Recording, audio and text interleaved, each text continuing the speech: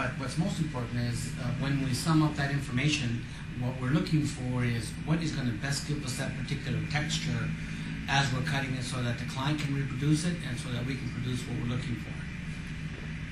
And thus, we have many tools in our business, and one of them being the scissor, another one the razor. What we'd like to do is introduce something like a combination, and you can see that this is a razor and scissor combined. Technology is a little different, and we'll show you. The reason that I came up with something like this was so that you would be comfortable in using to put texture in hair more than you are with a razor today. Most hairdressers are a little shy on it, and it's just because I probably think we don't have a lot of experience. But what the razor can do, the scissor can't do. What the scissor can do, the razor can't do. And so the important thing is, what are we trying to create? And you know what? You can combine them both. I'm for what's best to bring results out, not favor one over the other.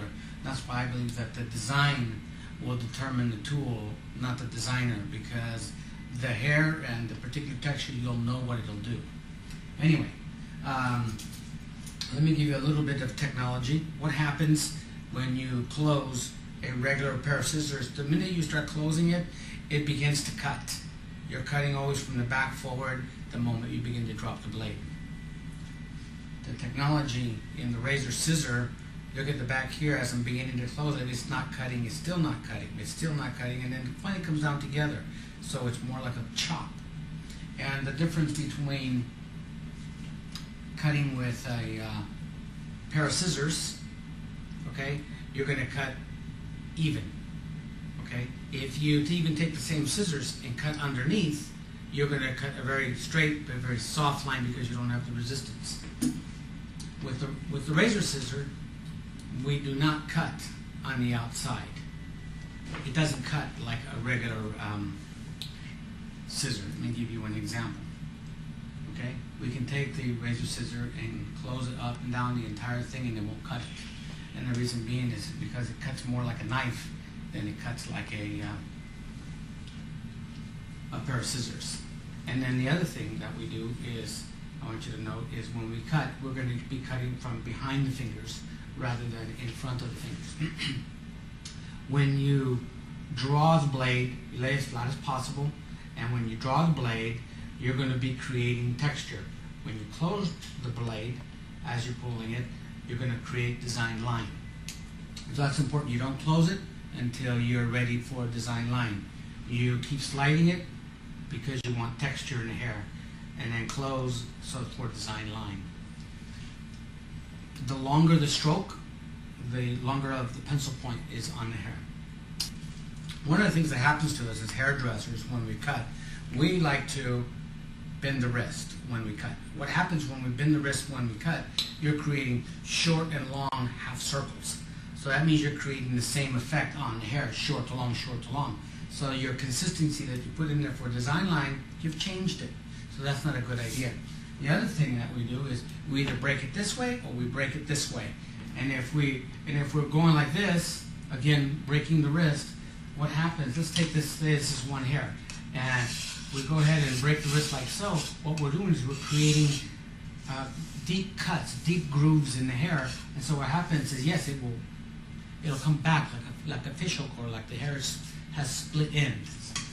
Anyway, the best way to do this is, if it was a regular razor that you were using, best way to cut with the razor is you lock your wrist and you put the right angle on the blade and you stroke over the hair. So what happens is that you have a consistency of point going to the hair. So just pull it. It's more of a scraping action. What the razor scissor does is when you pull it in, and it has a swivel thumb. The reason for the swivel thumb, you can leave this locked, close, and pull. This remains locked.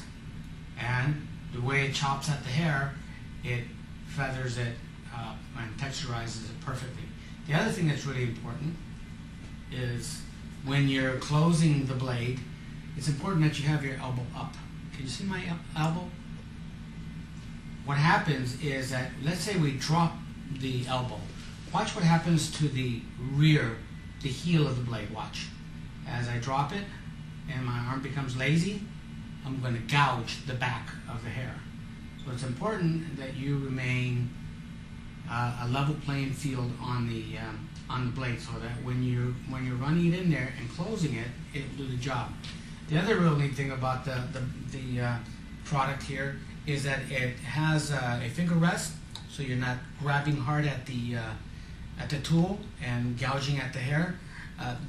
It's sharp enough, and we use the feather-light blade, so you can buy them anywhere. And the other thing is that it filters the hair perfectly. And so all you need to do is close the blade softly. It has the balance and the weight to do the job. You don't have to gouge at the hair. Now, I'm going to wet her a little bit here. Okay. Okay, I'm not going to change your technique in the way that you approach hair, the system that you use. The main thing I'm going to approach is simply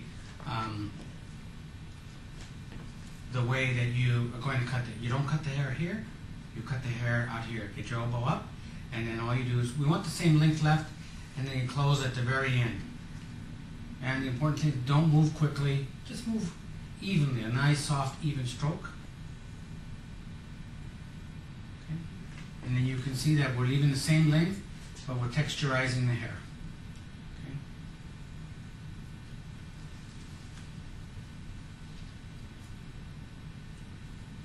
The nice thing about this tool is really, it does most of the work for you. All you need to do is just lay the blade down behind the fingers and draw it towards you, and try definitely not to gouge at the hair. Pull hard or fast, you don't need to. The blade will do it all for you. Okay. Let's move over here to the front a little bit. Again, let's leave the length, but let's texturize this hair. It's okay, you can cut with this dry. What happens when you cut with it dry, it does consume the blade a lot quicker, so you'll probably need to change the blade for the next haircut. I personally like the blade just a little bit duller than brand new, and it's just my personal preference. Some people like it super sharp. If you like it super sharp, then go ahead and change it every time you do a climb. You have that ability with, since you use feather-like blades.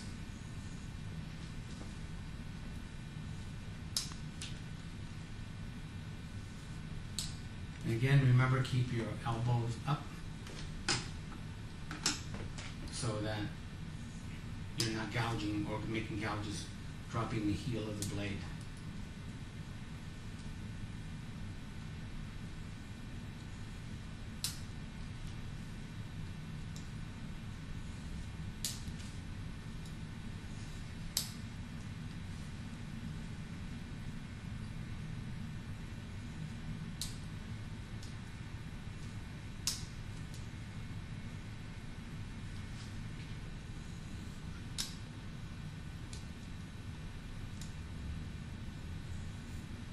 Okay, I'm not giving you any set patterns because you can use your pattern. The most important thing here right now is just technique. There's a lot of different things that you can do, and I'll share them with you as we move along. Like, for example, right now I'm cutting on the upper part of the hair, and the reason being is I want this hair to kick up. If I wanted the hair to go down, okay, I could turn the blade, instead of like this where the blade is up, I can take it and put the blade under. So what happens is I'm cutting from the inside out, so that will cause the hair to go under and grip and go the opposite way. But I'm cutting on the upper side for the simple reason is that I want the hair to have lots of texture, and I want it to kick up. Now if I want to notch the hair and create more slices in there, because of this thing swivels, you know, I can put it in and then turn it and cut it straight up. and all of a sudden I have a deliberate cut in there. You can do it from behind, put it in, and you begin to put the notches in there that you're looking for. Anyway, the blade is extremely versatile. Let me give you another example here. Let's say I don't quite have what I'm looking for back here. Okay, I can take the blade, and I don't even have to use my hands, almost like a scissor over comb, and you can go ahead and just put the texture in.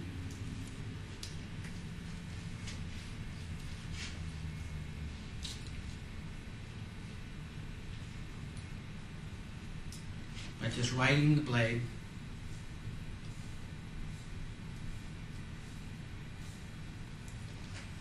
And you can see the texture beginning to go in there. The biggest thing I can recommend is get yourself one of those mannequins and do 3 or 4 looks.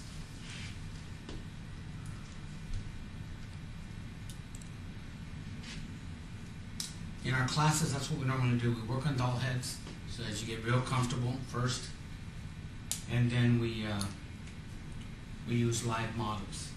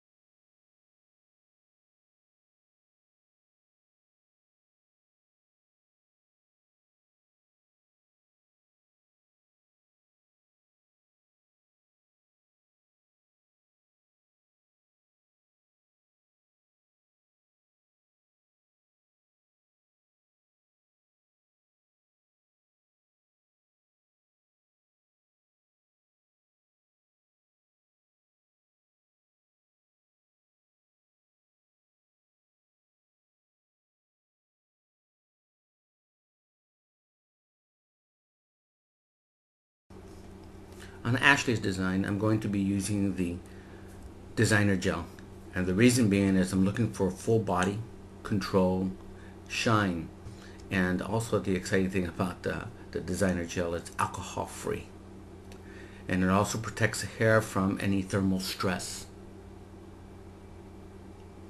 And then after we blow dry the hair, what we're looking to do is add additional texture for the design at the base, as you can see, and also we're going to be doing using a curling iron, one of our new curling irons to the industry. They're Teflon coated, as well as hot as a flat iron, about 400 degrees. Now you can see the design is soft and flexible, piecey, and very touchable.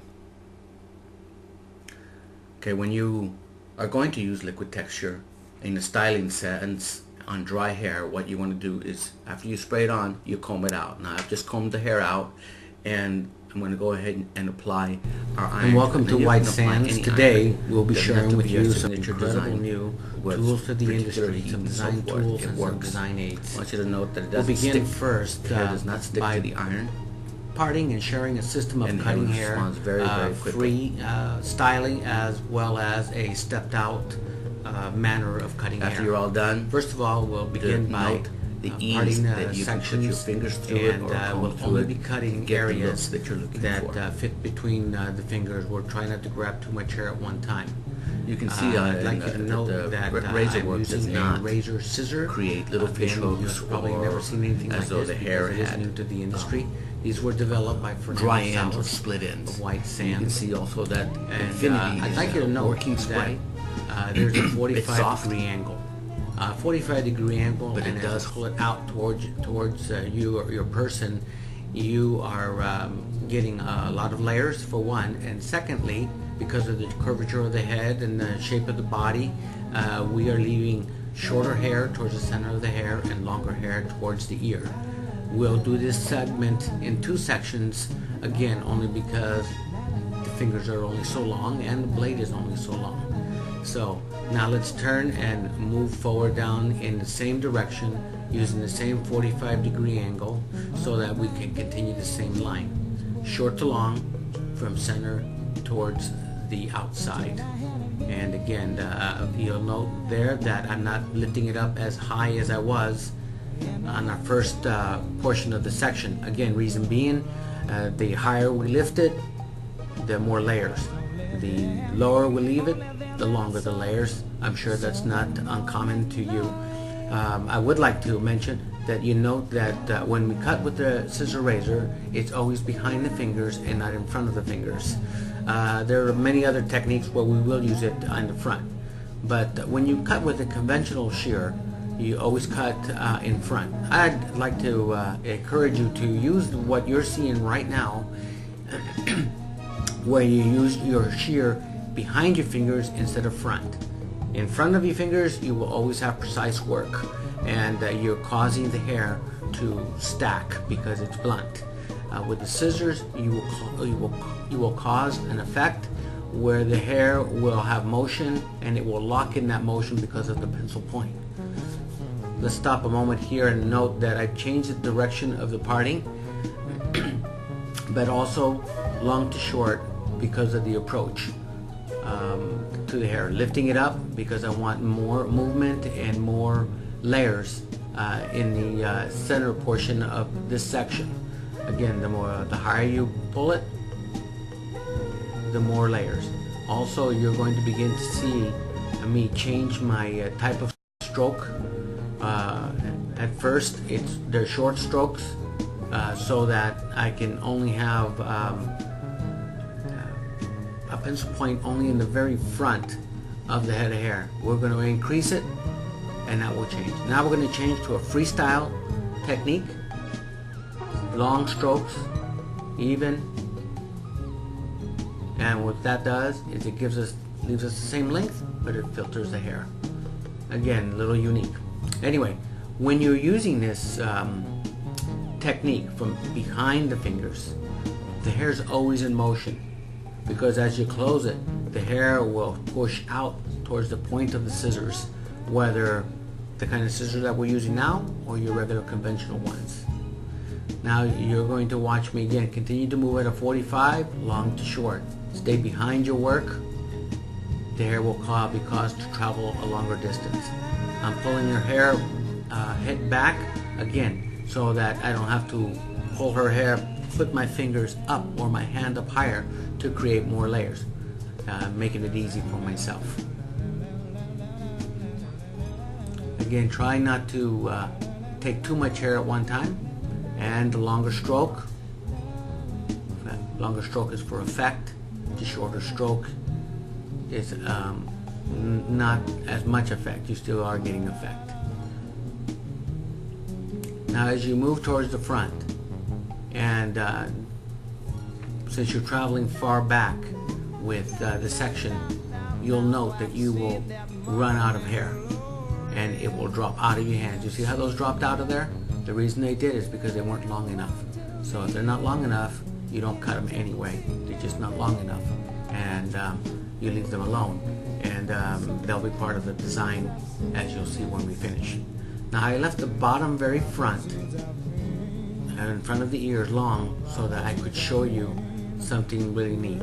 As you know here, I am cutting the hair on the top portion of the hair in a direction that the hair is going to lay. You'll see what I mean when we dry. Long strokes for effect and to keep the length.